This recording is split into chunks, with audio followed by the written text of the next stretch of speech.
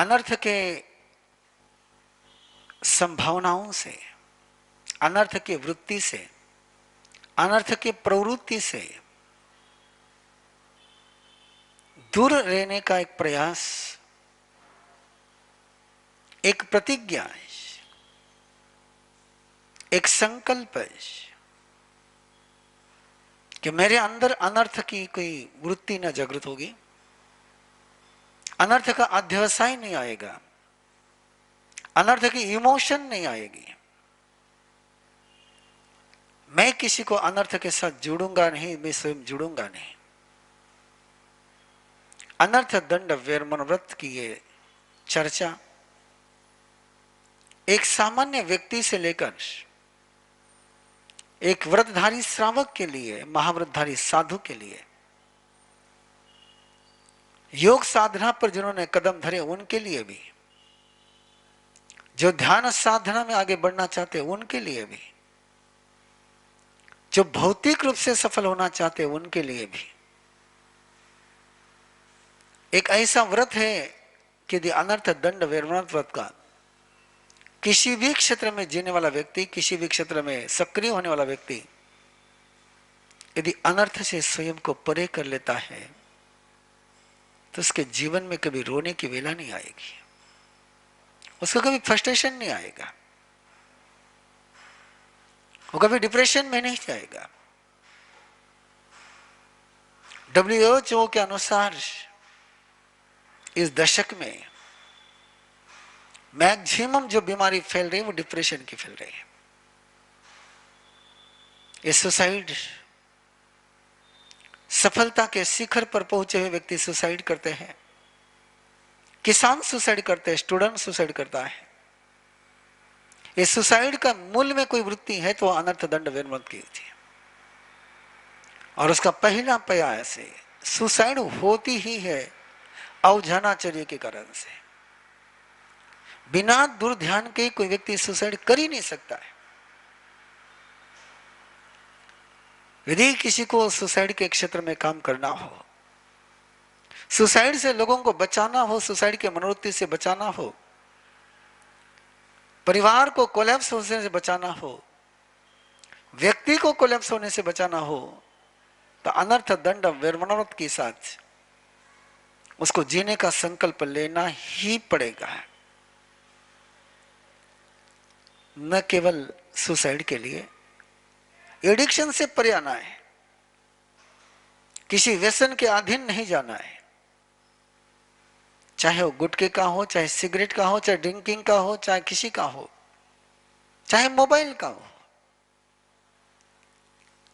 एक सवाल निरंतर स्वयं में पूछते रहना चाहिए कि इसका मेरे लिए लाभ क्या है, मेरे शरीर के लिए लाभ क्या है, मेरे बुद्धि के लिए लाभ क्या है। जिसका मुझे लाभ नहीं है, जिससे मुझे कुछ प्राप्ति नहीं होती है,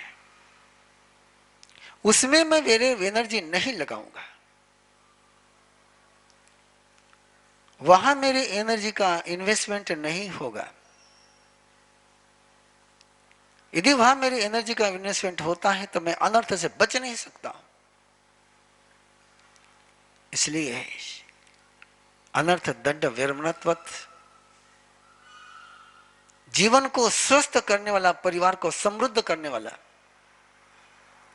विद्यार्थी को सफलता के शिखर पर पहुंचाने वाला कोई व्रत है तो अनर्थ दंड वेरमनत्वत। मैंने कल भी कहा था कि परमात्मा ने दी हुई श्रावक की आचार संहिता का एक ऐसा अनूठा व्रत जिसको परमात्मा ने गुण व्रत के 8वें पायदान पर रखा है, और जो अनर्थ दंड वेरमनत्व से मुक्त होगा वही 90 सामयिक व्रत में जा सकेगा। जो अनर्थ दंड से मुक्त नहीं हो पाया वो सामयिक की क्रिया को लेकर के भी उसके मन में अनर्थ ही चलते रहता है। ये विकथा, ये 4 संज्ञा, ये मन का दुष्परिधान, वचन का दुष्परिधान, काया का दुष्परिधान, ये सारे अनर्थ के ही परिणाम है। और उसके मूल में 4 जो आयाम है, अवधानाचर्य, पमायाचर्य हिंसप पयाने पाव कम वैसे, उसमें के पहले पायदान पर, पहले आयाम पर हम चर्चा कर रहे हैं। अवझानाचर्य,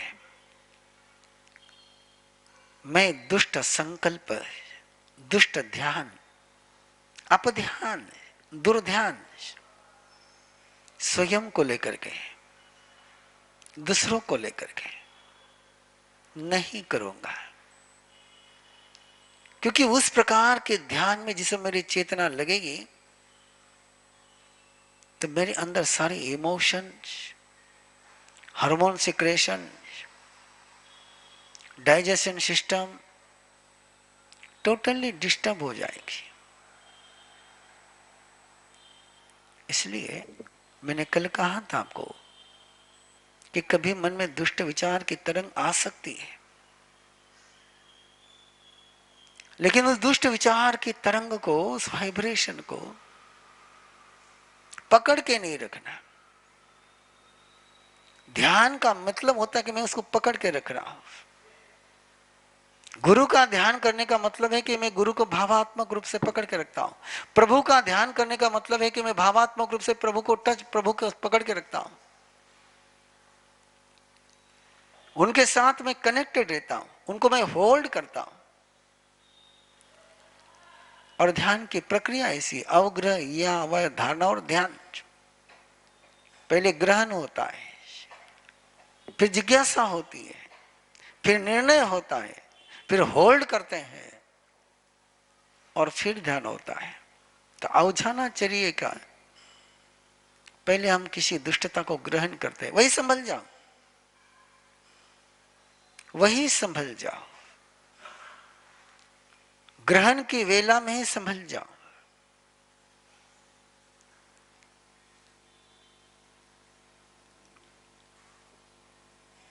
आर्य चाणक्य के जीवन का एक प्रसंग है कि चोरों को पकड़ने के लिए जिस व्यक्ति को नियुक्त किया गया था, वो व्यक्ति ही चोरों में शामिल हो गया। जिसको गुनहगारों को पकड़ने का दायित्व सौंपा था, वही गुनहगारों को शामिल हो गया। जो बिल्कुल आज की जो स्थितियां है, आज की जो शासकीय व्यवस्थाएं है, आज की जो तुम्हारी सामाजिक और तथाकथित धार्मिक व्यवस्थाएं, वो सारी इसी प्रकार की है। और चाणक्य की कहानी पढ़ते समय मन में निरंतर यही विचार चल रहा था कि कितना खतरनाक हो जाता है जब बाढ़ ही खेती को, फसल को खाने लगती है, जब रक्षक ही भक्षक बन जाता है, जब रहबर ही रहजानी करने लग जाता है, जब मार्गदर्शक ही मार्ग भ्रमित कर देता है। जिनका दायित्व है जिन शासन के साथ जोड़े रखना, वही जब जिन शासन के खिलाफ बात करने लग जाते हैं तो कितना मुश्किल हो जाता है। पाव कम वैसे वो एक अनर्थ दंड विमर्श का और आयाम है, उस पर बात हम फिर करेंगे। तो चाणक्य के लिए बहुत मुसीबत की बात हो गई, लेकिन चाणक्य किसी को मुसीबत के रूप में नहीं लेता था, उसका उपाय खोजता था। उसके ध्यान में आ गया कि को मैंने चोरों को पकड़ने का काम सौंपा है, वही चोरों से शामिल हो गया। लेकिन जब तक ऑप्शन नहीं मिलता है, वो ऑप्शन को खोज रहा था, और ऑप्शन को खोजते खोजते वेश पलट करके कि उस समय के एग्जाम लेने की जो टेक्निक थी और नॉलेज की नहीं, व्यक्तिमत्व की परीक्षा करते थे, पर्सनालिटी टेस्ट करते थे। क्या सच में उसकी क्षमता, उसको प्रैक्टिकल में टच करते थे। और ऐसे घूमते घूमते वो एक जुलाहे के घर रुका था। जुलाहे के वहां पर उसने देखा कि उस जुलाहे का बच्चा बाहर कहीं खेलने के लिए गया और हाँ, उसके मकड़ों ने काटा उसको। मकड़ों ने काटा तो पिता के पास आकर के रोने लगा कि मुझे मकड़ों ने काटा है। आप लोग ऐसा उद्योग मत करना जिस जुल्हे ने किया। उस जुल्हे ने जैसे सुना कि बच्चे को मकोड़े ने काटा है, उसने उस मकोड़े के घर को ही उद्ध्वस्त कर दिया। खोद करके सारे मकोड़ों को वहां से भगा दिया, घर ही समाप्त कर दिया। चाणक्य ने वो देखा और उसको आश्चर्य लगा, उसको शौक लगा कि 2 मकोड़ों ने काटा होगा, 1 मकोड़ों ने काटा होगा, 1 मकोड़े के लिए उनके पूरे घर को ही उखाड़ देना। उसने जुल्हे से पूछा, तूने ऐसा क्यों किया? बोले आज 1 मकोड़ा काटे, कल दूसरा मकोड़ा काटेगा, परसों तीसरा मकोड़ा काटेगा, मैं तो जड़ से उखाड़ देता हूं। बोले जहां से समस्या आती है उसको जड़ से समाप्त करता हूं। और चाणक्य को लगा कि ये व्यक्ति पक्का है, इस व्यक्ति की जो वृत्ति है वो मूल पर काम करने वाली है, बेसिक रूट कॉज पर काम करने वाली है। और उस व्यक्ति जुल्हे को उसने चुना और उसको जो पुराना चोरों का अधिकारी था, इंस्पेक्टर था आज की भाषा में, उसको हटा करके इसको अपॉइंट किया और इसको एक ही दायित्व दिया कि चोरियां बंद होनी चाहिए, चोरी होनी ही नहीं चाहिए। उसी का ओके। और वो पहले जाकर के चोरों से मिला कि हम मिलकर के चोरी करेंगे, मिलकर के चोरी करेंगे। इस चोरों से साथ उस चोरों, दोस्तों, सब चोरों के साथ उसकी दोस्ती हो गई और सब चोरों के साथ वो दोस्ती कर रहा है, लेकिन उसका लक्ष्य बिल्कुल क्लियर है कि मुझे चोरों के सारा निपटारा करना है। और जब उसने देखा कि राज्य के सारे चोरों के साथ उसका संपर्क हो गया है, सारे चोरों के ठिकाने उसको पता चल गए, फिर उसने पूरी दल बल के साथ सारे चोरों के अड्डे पर धावा बोला, सारे चोरों को जेल में डाल दिया और नगरी की चोरियां बंद हो गई। कि मूल की बात थी कि अवधान, ये दुर्ध्यान का मूल कहां पर है, दुर्ध्यान होता कैसे है? पहले होता है ग्रहण। पहले हम किसी बात को रिसीव करते हैं। बच्चे अपने माँ बाप के व्यवहार को ग्रहण करते हैं, आप भी कंटिन्यू ग्रहण करते रहते हैं। और जैसे आप ग्रहण करते हैं वैसे अंदर में एक निश्चय हो जाता है, जिसको अवाय कहते हैं। ग्रहण करने के बाद एक निश्चय हो जाता है। आपने सुना होगा, आपने पढ़ा होगा, जब भी किसी क्रिमिनल की कन्फेशन की रिपोर्ट बाहर आती है, वो बताते कि हमने कैसे इस बात को करने का तय किया, कि हमने इस पिक्चर को देखा, इस मूवी को देखा, उस मूवी में ऐसे करते हुए देखा, और उस करते हुए देख करके हमने इसको ग्रहण कर या धारण किया और कर लिया। तो अवधानाचर्यम का पहला मूल सूत्र कहां पर था? ग्रहण नहीं करना। ग्रहण हो गया, एक बार अंदर में बीज पकड़ लिया तो आज नहीं कल, कल नहीं परसों वो पनपेगा।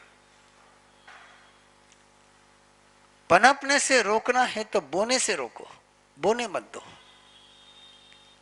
आपने मन भूमिका पर, अपने ध्यान की भूमिका पर बहुत उपजाऊ है अपनी जमीन,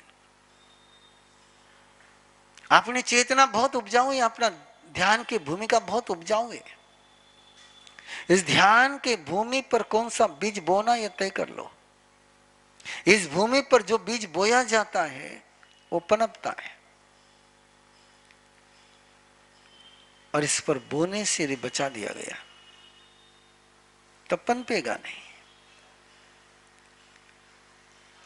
ये ध्यान तो फल है,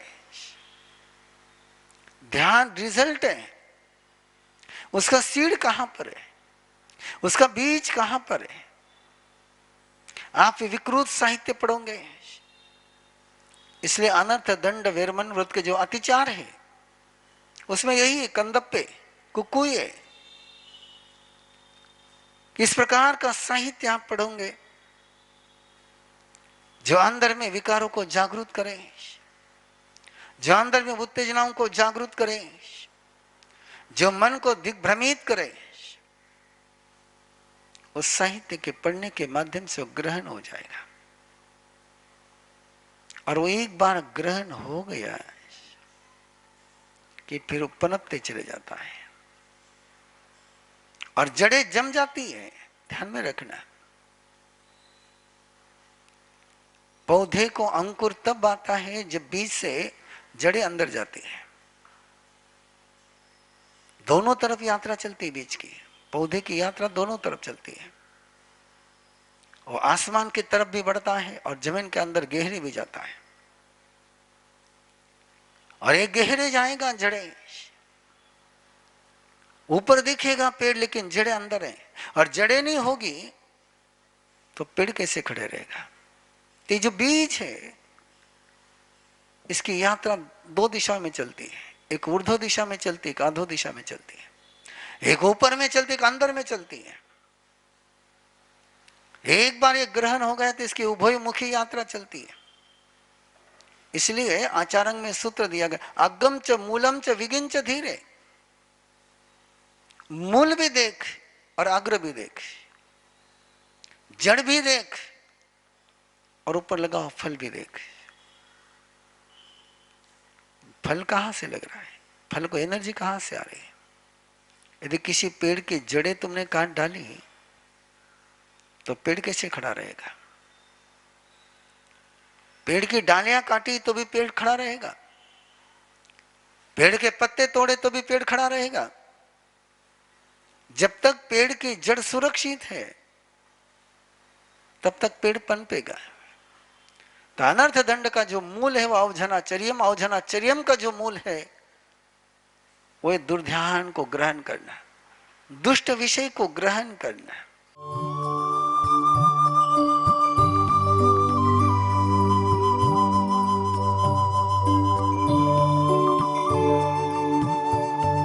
इस कार्यक्रम के पुण्यार्जक हैं श्री दीपचंद जी, श्री सुनील जी, श्री सुजीत जी, श्री सूरज जी पारख, पूना दाल एंड बेसन मिल्स, पुणे।